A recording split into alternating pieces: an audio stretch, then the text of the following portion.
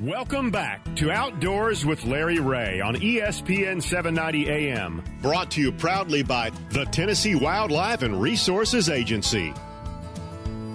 Hey, good Saturday morning. Wow, I can't talk this morning. It's early for me. Welcome back to Outdoors with Larry Ray. Ron Wong, your show host this morning. Larry is out recovering from a surgical procedure he had done earlier this week, and we wish him well and pray that he heals successfully and quickly. And, of course, this is the fastest 90 minutes on outdoor radio programming. And I got to tell you, and, of course, our co-host this morning is none other than the Mr. Mark Copley, who now lives, he's a 901 guy in his mind and in his heart, but lives in Columbia, South Carolina now. Yeah, it's I have an 803 zip or area code, but I'm definitely 901 through and through. Yeah. Hey, this is, of course, the Bassmaster Classic preview show that we have every year. And before I forget, Samantha said that her picks to win the Bassmaster Classic is Seth Feider and Jacob Prosnick. Pretty good picks, in my opinion. And later on down the show, Mark will make his pick and I'll make my pick. But we've had Tyler Trivet on. And who's our next guest here, Mark?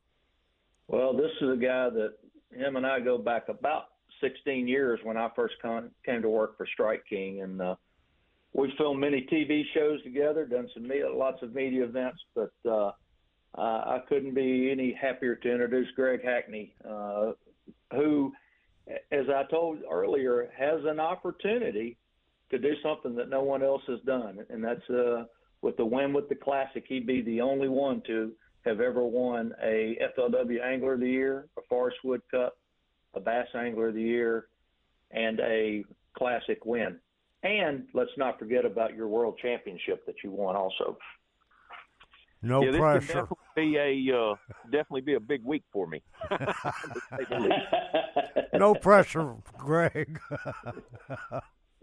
So I will go ahead and tell you right off the bat, I'm not real crazy about her picks. I don't know what she was thinking, but she got some low hanging fruit. I can tell you that. Yeah. Hey, don't worry, Greg. I won't let you down. Yeah, I kind of think I know who Mark's going to pick, but Greg, you were saying that you're preparing your tackle now for the Tennessee River and the Classic. Tell our listeners, what are some of the things that you're doing? You know, just the way the weather is setting up for this thing, we're still going to be, I guess we could call it pre-spawn, but it's really late winter, early spring, and we're going to have some typical weather for Tennessee this time of the year. Our practice is going to be, we're going to have a lot of rain the first day, high about 60, and then it just turns downhill from there. And I was looking over the next 10 days, like leading up to the Classic, I think about 7 or 8 nights are below freezing. Some of those nights are low 20s. So, I mean, it's still going to be wintertime. The Fort Loudon Tellico, they draw it to winter pool. They're down now about 5 feet, from normal. Mm-hmm. They typically won't let them come up this time of the year. There are lakes that they typically fill up, start filling up in April. So I'd be surprised if there was much change in the water level while we're here. It might get dirtier, from all that rain. Right. I don't know. They call for rain pretty much every day of the Classic. It's kind of typical. I don't really don't think much about it. I mean, it's the Classic. We're supposed to have bad weather. Back when it was in the summer, it was 110 degrees when it was the Classic. So it's the Bassmaster Classic, so you don't want it to be easy on anyone. Right. Of course, your hook gear rain suits will keep you dry there, won't it? I hope so. They'll definitely get tested, and I actually brought some of my Magellan Pro hunting clothes, too. Oh, yeah. Boots so I'm preparing for the worst, but it actually looks like during the Classic itself, even though it'll rain, the temperatures will be really good, during the actual days of the Classic. So that's a bonus. And, I mean, like I said, it's the Classic. They couldn't throw us wrong. It's just an honor to be at the Classic, and I plan on enjoying the week. I love the Tennessee River, and these are basically the headwater of the Tennessee River. That's right. So it's absolutely. I feel like it's a place that suits. It suits me. It's a lot of cover, a lot of rock, a lot of wood. There's has been some grass in the past. I'm not sure if there'll be any, this week or not. But both big smallmouth and big largemouth, and you can basically target both of them the same, doing the same thing. So should be a great week. I'm pretty fired up about it. Mentally, I feel like I'm in a good place. I started off the season decent. I feel like I let a win slip through my hand, on our second event just because I didn't adjust the last day. But other than that, it's been a good start to the season, and I'm in good shape, to make the next Classic. So starting out. So, Greg, what's it going to take to win this Classic this year on the Tennessee River? It's studied that a lot. I've only been here once before for a regular season event, and it really looks like if a guy can average, that 16 to 17 pounds a day, he'll win. So somewhere between 48 and 53. And 53 on the high end. They did just recently have a high school tournament here where it took, big weight, but that's kind of misleading. That's two boys throwing, or it could have been girls. I'm not sure about that, but and I feel like they were throwing an Alabama rig. I don't know that. I feel like they were, and they caught a really big bag of fish. But I still feel like, past experience here and going back and studying tape and looking at past events here, that 16 or 17 pounds a day is hard to beat. So that's kind of if you can average that, it seems like in the past guys have caught bigger bags on one day, but you need to average that 16 or 17 pounds, to have a chance the last day to win. Yeah.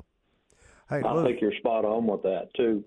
Greg, talk a little bit about, because you live in Louisiana now, you spent a lot of time down there. I know you're originally from Arkansas, but you fished, and granted, the weather here is going to be a little cooler than what you're normally getting in Louisiana, but it's typical backwater river fishing. Do you think that leads to an advantage for you? I don't know. I fished decent the last time we were here, and to me, it's the Tennessee River, but it fishes shallow, if that makes sense. Like, it seems like it, even if you're offshore here, you're shallow. And especially it seems like with the lake down. Now, with that being said, the last time we were here, the elite event was one Demiki rigging, down the lake in the canal between the two lakes. I don't know. Here's what happens in fishing regardless of water temp. Fish move on lengths of days. So it'll be interesting to see, and I don't know, after the first couple of days of practice, but we are a lot later in that we're almost a month later than we were the last time we were here.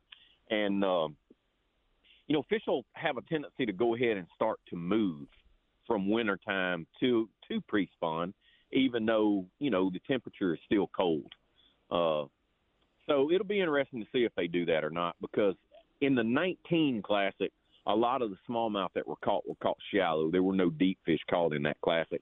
And we're actually here a week later than even that Classic was here. Yeah. So I'm anticipating, those fish already making that transition, to some of those shallower bars and, main lake points and that type of stuff.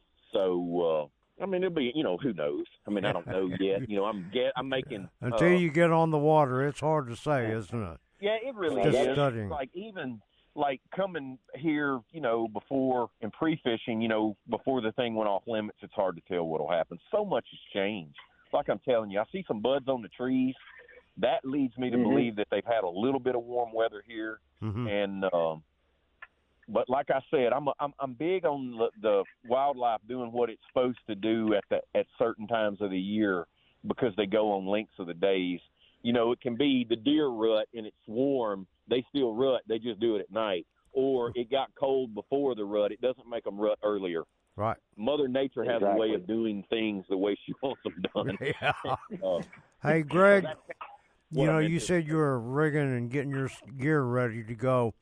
You use basically two lines of rods, and that's your Greg Hackney line of Lew's rods that can be purchased at Academy Sports and your Signature Series rods. Tell our listeners, how do you go about picking out your rods and using what you're going to use? And you'll be using both, I'll assume.